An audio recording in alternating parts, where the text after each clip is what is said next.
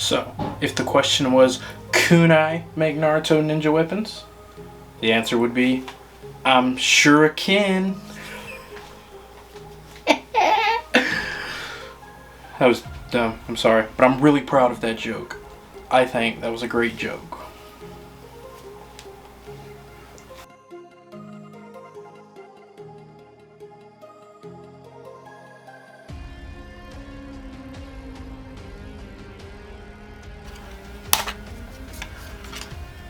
So, our two pieces are fairly identical. So, now what we gotta do next is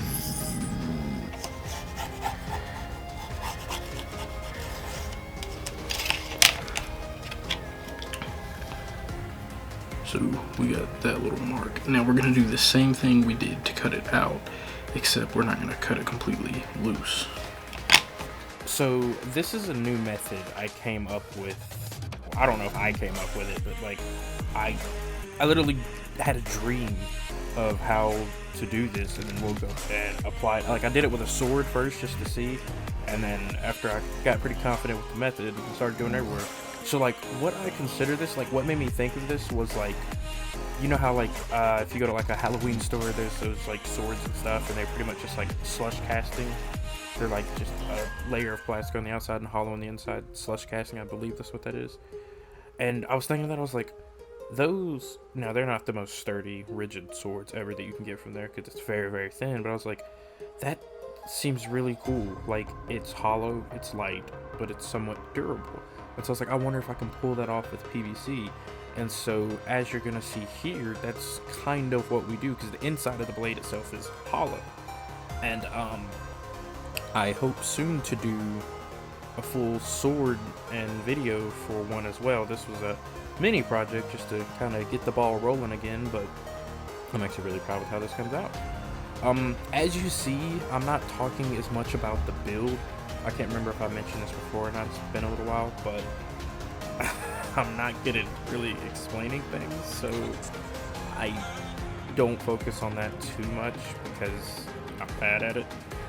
And I more or less just kind of just use the voiceover section just to talk. Usually if there is a clip or two that needs audio, I try to say it when I'm building it and leave that there for explanation. And then the rest of the time I kind of get to just do what I want and talk about whatever I want. But yeah, that method, I like the overall end results. And if you guys do stick to the end, let me know what you thought. But I will talk a little bit right here because I'm not sure if I ever go over it. So what I do is I score it kind of like if you were scoring foam, you know, where you want to like cut a line in it and then heat it up to spread it open, except you just cut it with the razor blade 2 or 3 times. And since this is like the 2mm PVC, you can cut you could cut all the way through it if you really wanted to, if you took the time, but you make a few cuts. And then I usually have like 2 pairs of channel locks and slowly bend right there at the angle, but the goal is to not actually make the material snap through, because after you cut about halfway through, if you bend it, it just wants to snap off, and we don't want that. We actually want that bend to hold, so you just bend it gently until you get it to the angle that you need and want.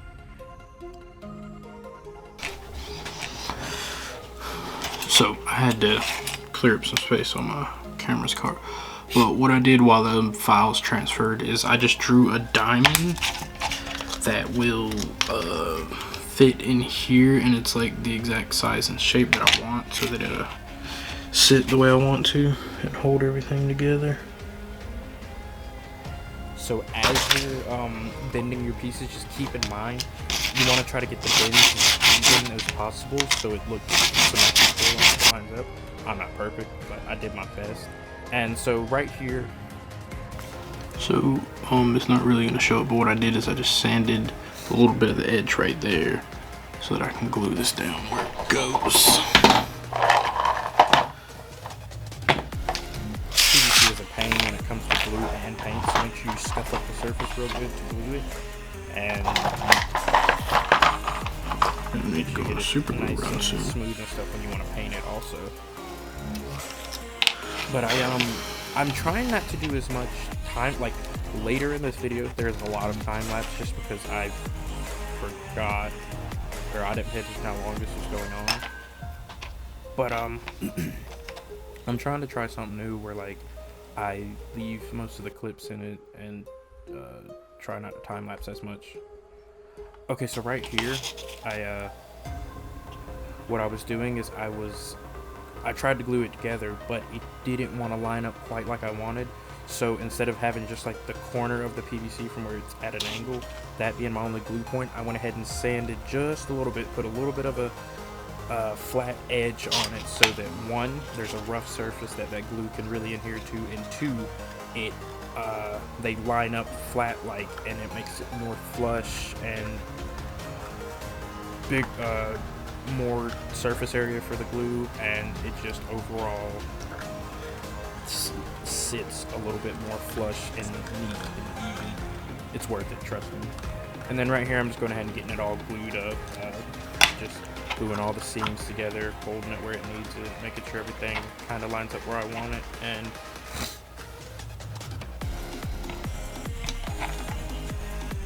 like all I use for this is super glue. It's just super glue, the PVC, and then yeah. And real quick, what I'm gonna do is run a little bit of glue down in this center seam. So the reason I put the glue in the seam is because when super glue hardens, it hardens. You could use gel super glue right there, and it would create like a nice hard little paste, but the regular super glue works just as well. But it's mostly just to strengthen up that broke part. Dude, I just made like a 1/60 scale Star Destroyer. I did not do accurate math on what scale that would be. I just noticed it kind of looked like a Star Destroyer in a way. But yeah, the glue part, you could add like little PVC shavings or something like that to thicken it up or whatever, or you can just take your time and do layers and layers of glue, and you can completely fill out that seam. Or like I said, the gel super glue, which takes way longer to dry. But I come back later and use putty and stuff like that, so I just wanted like at least one good layer in that crack, because that's a weak point for it, and I just wanted to fill it in a little bit now, so it makes it later filling it in it's easier, and it's also got a little structure that's already filling it in. And then, so right here I did time lapse simply because it was the exact same process for what I just did, like almost same cuts, everything, and this is just for the back end of the kunai. So like we made like the pointy blade end, and now we're making the like backwards angle, the part that gives it more or less its more diamond shape to that connects. So let me show off what we got right now. So right now we have the back piece of the kunai and the front piece, but if you look, they don't quite line up perfectly. There's a little bit of a gap there, and that's okay, we can still fix that. So what we'll do is we'll just cut, or to keep that center plate where it is, we could just hit this on the back. That's probably what we'll do. So where we left off, we have this piece that needs to be kind of flattened out a little bit because it's at an angle. So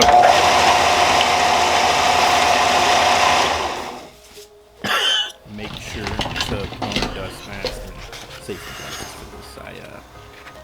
I almost forgot when I ate the dust and realized, yeah, I should probably have that.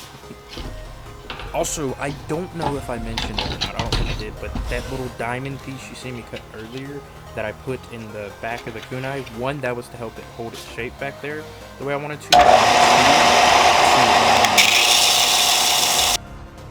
Give me a nice flat area that I could later glue everything together to, and also a way to hold the rod, the fiberglass rod. Fairly smoothly. Okay, so yeah, right now here's what we're doing. So that like little diamond piece that I glued in there is like its support and all. What I did is I just drilled a hole the size of my fiberglass rod. So now we have our hollow piece. I love these fiberglass rods, man. I use them for everything. And it fits on it. And it looks fairly centered, so Yay! So, what I think I need to do is... So the back piece, every time I tried to drill it, it just kept cracking loose. So instead what I used for that was the Dremel tool. I took a little sanding disc on the rotary tool and just like went from the inside of it and slowly sanded out the inside of that hole to the same size as the drilled hole for the fiberglass rod. And so then afterwards everything got glued up together nicely and it all worked. And you see how the fiberglass rod was kind of like my center stand holder. And so here I'm time lapsing simply because, you know, we're already at like the 8-9 minute mark. And so what I did is I went ahead and cut my fiberglass rod to length, and then I took some, I want to say 1-inch PVC and then a 1-inch PVC coupling, and I glued those in together and then cut out the size I needed for the thickness I needed just for a ring, which I think I did like maybe a centimeter. And then so boom, I have this like thick blocky ring that's the size of the kunai I need, but it's blocky. So now we're coming in with the Dremel tool or rotary tool, and we're sanding it out, smoothing it out, turning it into like a nice smooth ring, rounding it all off so it looks right, feels right, and just all around is right. And there was a little bit more time sanding that than I thought, so take your time with it. I mean, you can come back and hand sand it after to clean up any of the Dremel bit. That's what I did. Also, I don't know if you noticed, but I drilled a hole in it before I rounded it because it makes it easier to drill that hole before you get it round. And then I'm just okay, so these little pieces, I've only seen them sometimes in the anime on like the kunais, but I don't ever see them anywhere else in any other type of kunai, so that's what makes this a Naruto kunai. And I used kind of the same method. I just cut out little rings and then just rounded them off, but then I forgot I had already glued the other bits on, so I had to cut them in half to put them onto the kunai. Cut them in half and then glue them on, which just means I got another set of seams to fill later. Speaking of seam filling, here we are. This is 3M Super Red Putty. I don't know much about it. I just know that Punish Props, they use the green putty, and this is like the same brand, so I thought I would give it a shot. And I like it. I mean, it's pretty good. It does what it needs to do. It seems to shrink or settle a lot, so I have to use multiple layers of it. Well. We primed it. This is the result. I'm super happy with how this has turned out so far. The primer's still a little bit tacky. Like, it's definitely not fully dry. It's at maybe an hour tops, but yeah, it's looking. See, what I like about this method where I do like, because what I consider it almost like a slush cast kind of method, you know. It's like where you have the outside layer of the plastic, but the inside is just hollow, and well, that's how the blade is. But like, I appreciate the way I'm doing it with the angles, because it allows you to get those nice sharp angles on the blade where it looks beautiful. Because like, as much as I hate to admit it, I could not have sharpened it to look this good. I could not have sanded and carved it to look that precise. I mean, that's just beautiful. So after I got that one prepped out and ready for painting, I was like, man, how can you make a kunai without a shuriken? And I was like, cool, we're gonna go ahead and make a shuriken too. And so I used all the exact same methods, except this time I started with the ring instead of like the blade on the other one. So I cut out my ring and I kind of built everything around that, but I did cut my little things first. Now a few of these I did cut all the way through, and they were in like two separate halves, but all I did was just like held them at the right angle, took time to glue them where I wanted, and used the other ones to like help support it and do it. But yeah, I time-lapsed all this because it's the exact same process, and plus it gives me a chance to talk about other things. Like, for example, what's your favorite Naruto character? Who's your favorite in Naruto? Your favorite weapon? Oh, before we get into that, one other thing I wanted to mention. If you notice, I never really sharpen like the props and weapons that I do. I leave them with like at least like a 4 to 5 millimeter edge, and the way this PVC lines up, it creates a 4 millimeter edge regardless. So instead of sanding that down to make it look super sharp, I just leave it at that, and I'm fine with that look. You can make it sharper if you want, but I kind of like the look. It looks I don't know, it does it for me. But back to what I was saying. My favorite character is Kakashi. Don't get me wrong, horrible sensei. Probably one of the worst senseis in the world of Naruto ever. But as a shinobi itself, he is one of the most OP, most gangster, just cool, powerful, and like skilled. Like, you know, Might Guy and Rock Lee might be known as like the taijutsu guys, but you cannot tell me Kakashi does not have the best taijutsu fights in all of the series. And after all that, I didn't get none of the painting footage. I've been having some issues with paint lately, so I didn't record any of the painting of it. But also, you seen where the blade was primed, so after you prime it, you just hit it with some black paint and then a piece of clear coat. I also didn't show you the wrapping of the cloth. That's my fault. I simply just forgot that. Yeah, that's my fault. I'm so sorry. But all I did was I just cut like a little piece of a t-shirt or something and then just wrapped it around it. And then I don't even think I glued it. I think it's just like wrapped super neatly and like tucked under a few things. But yeah, and then that's pretty much it. And then I recommend you hit it with some clear coat or something like that to help protect the paint job, because as you see, I got a little smudge on, well, it's actually, there is clear coat on it before that, and then where I set it down, there was a little bit of silver that it hit and messed it up. And so, yeah, I'm a little bummed about that, but I'm just going to hit that up with a little bit of black to fix that mistake. And here we are at the end, so thank you guys so much for watching. I hope you enjoyed, and, well, you know, stay tuned for the next one, because there will be a next one. I'm going to try to get back on the grind and get back to trying to make videos. I don't know if it's going to be monthly, but I'm going to try to start doing them more consistently again. I'm going to aim for monthly, though. No promises. So, if the question was, kunai make Naruto ninja weapons? The answer would definitely